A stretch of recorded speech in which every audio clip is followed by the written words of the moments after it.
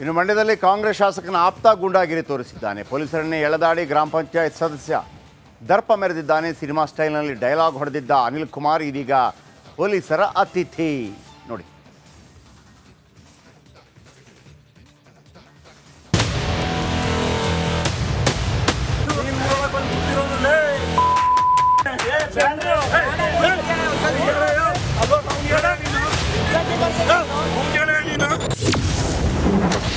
ಮಂಡ್ಯದಲ್ಲಿ ಕೈ ಶಾಸಕನ ಆಪ್ತನಿಂದ ಗೂಂಡಾಗಿರಿ.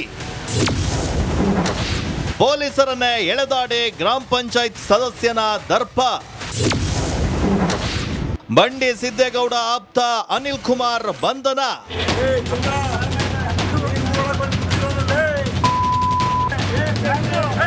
ಪೊಲೀಸರ ಮುಂದೆಯೇ ಕಾಂಗ್ರೆಸ್ ಶಾಸಕನ ಆಪ್ತನ ಹೈಡ್ರಾಮಾ. ಸಿನಿಮಾ ಸ್ಟೈಲ್ನಲ್ಲೇ ಉದ್ದುದ್ದ ಡೈಲಾಗ್. ಮಹಿಳೆಯರು ತಡೆದ್ರು.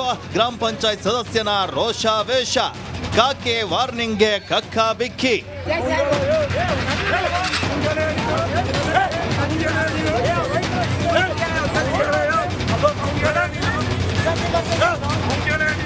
ಈ ದೃಶ್ಯಗಳನ್ನ ನೋಡಿದ್ರೆ ಪೊಲೀಸರನ್ನ ಕಂಡ್ರೆ ಇವರಿಗೆ ಭಯವೇ ಇಲ್ವಾ ಅನ್ನೋ ಪ್ರಶ್ನೆ ಹುಟ್ಟಾಕುತ್ತೆ.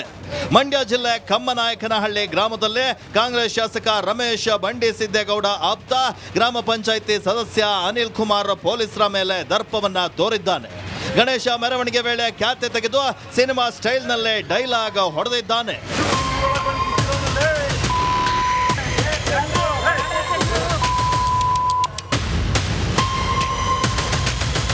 ಪೊಲೀಸರ ಮೇಲೆ ದುರ್ವರ್ತನೆ ತೋರಿದ ವಿಡಿಯೋ ವೈರಲ್ ಆಗ್ತಾ ಇದ್ದಂತೆ ಮೀಡಿಯಾದಲ್ಲಿ ಸುದ್ದಿ ಸ್ಫೋಟವಾಯಿತು. ಕೂಡಲೇ ಎಚ್ಚೆತ್ತ ಮಂಡ್ಯ ಗ್ರಾಮಾಂತರ ಪೊಲೀಸರು ಶಾಸಕ ರಮೇಶ್ ಬಂಡಿ ಸಿದ್ದೇಗೌಡ ಆಪ್ತ ಅನಿಲ್ ಕುಮಾರ್ನನ್ನ ಬಂಧಿಸಿದ್ರು. ಗ್ರಾಮ ಪಂಚಾಯಿತಿ ಸದಸ್ಯನ ಗೂಂಡಾಗಿರಿ ಮಾಡಿದ್ದ ಸುದ್ದಿಯನ್ನ ರಿಪಬ್ಲಿಕ್ ಕನ್ನಡ ಬ್ರೇಕ್ ಮಾಡಿತ್ತು.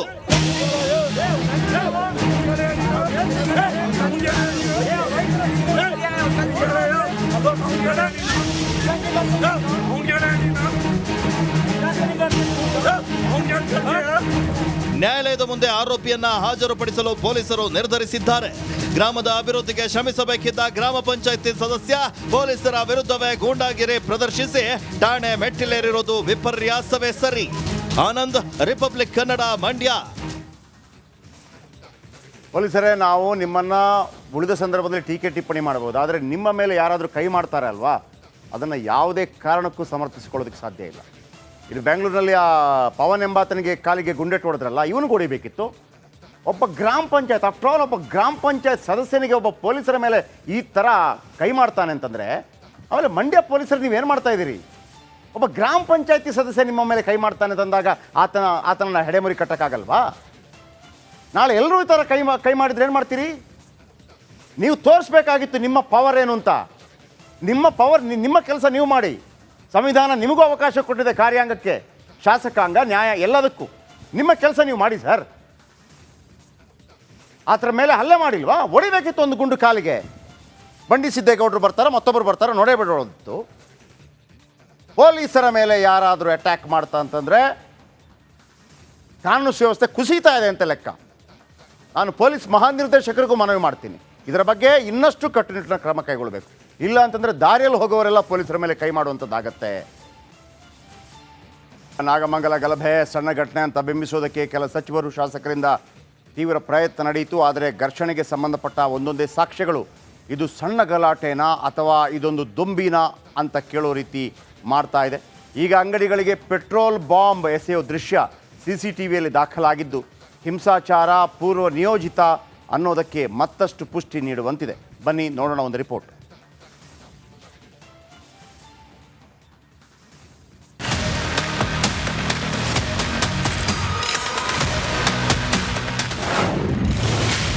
ಗಲಭೆಯಲ್ಲಿ ಪೆಟ್ರೋಲ್ ಬಾಂಬ್.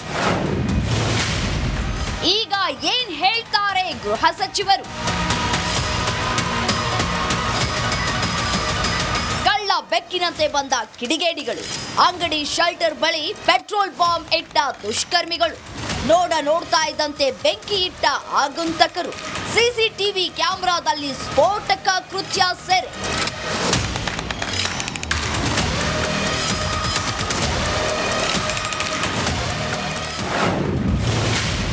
ನಾಗಮಂಗಲ ಗಲಭೆಗೆ ಮತ್ತೊಂದು ಸ್ಫೋಟಕ ಸಾಕ್ಷ್ಯ. ಅಂಗಡಿಗೆ ಪೆಟ್ರೋಲ್ ಬಾಂಬ್ ಎಸೆದ ಕಿಡಿಗೇಡಿಗಳು.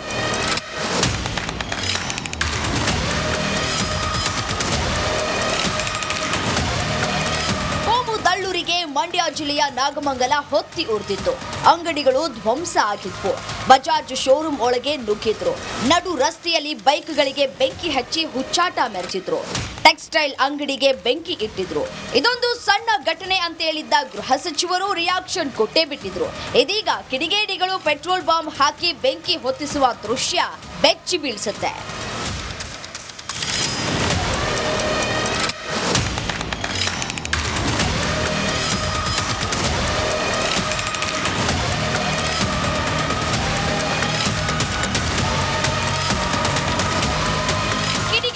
ಪಾಪಿ ಕೃತ್ಯ ನೋಡಿದ್ರೆ ಎದೆ ಜಲ್ಲನ್ನತ್ತೆ.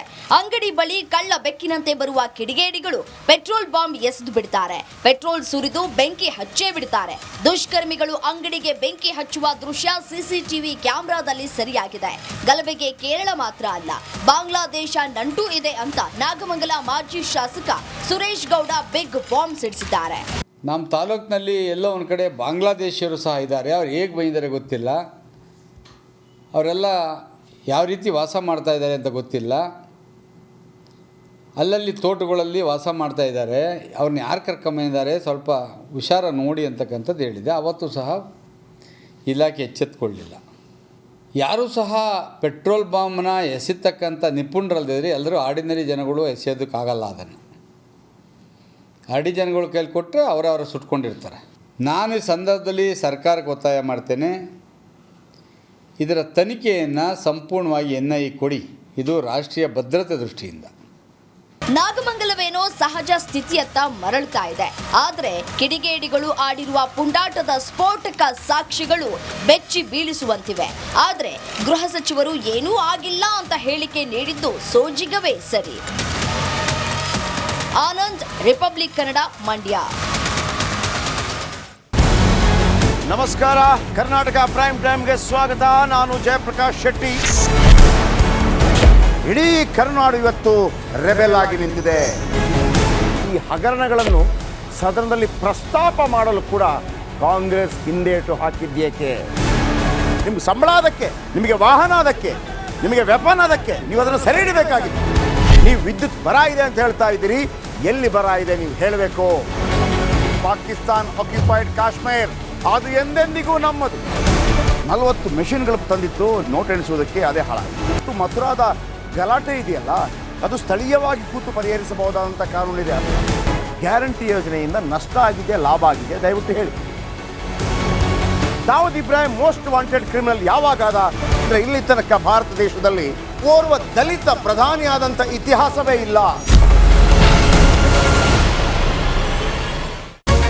ರಿಪಬ್ಲಿಕ್ ವರ್ಲ್ಡ್ ಆಪ್ ಇದು ಕೇವಲ ಅಪ್ಲಿಕೇಶನ್ ಅಲ್ಲ, ಸಮಗ್ರ ಸುದ್ದಿಗಳ ಸಂಪರ್ಕ ಮಾರ್ಗಕ್ಕೆ ಕ್ರಾಂತಿಕಾರಿ ಬದಲಾವಣೆ.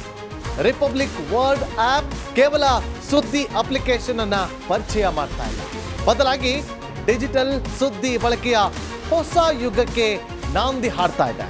ಇದೊಂದು ಬ್ರೇಕಿಂಗ್ ನ್ಯೂಸ್, ಪ್ರಭಾವಶಾಲಿ ಕಾರ್ಯಕ್ರಮಗಳಿಗೆ ಗಟ್ಟಿಯಾದ ವೇದಿಕೆ. ರಿಪಬ್ಲಿಕ್ ವರ್ಲ್ಡ್ ಅಪ್ಲಿಕೇಶನ್ ಈಗ ಲೈವ್ ಆಗಿದೆ. ಗೂಗಲ್ ಪ್ಲೇ ಸ್ಟೋರ್ ಮತ್ತು ಆಪಲ್ ಆಪ್ ಸ್ಟೋರ್ ಎರಡರಲ್ಲೂ ಲಭ್ಯವಿದೆ. ಈಗಲೇ ಡೌನ್ಲೋಡ್ ಮಾಡಿ.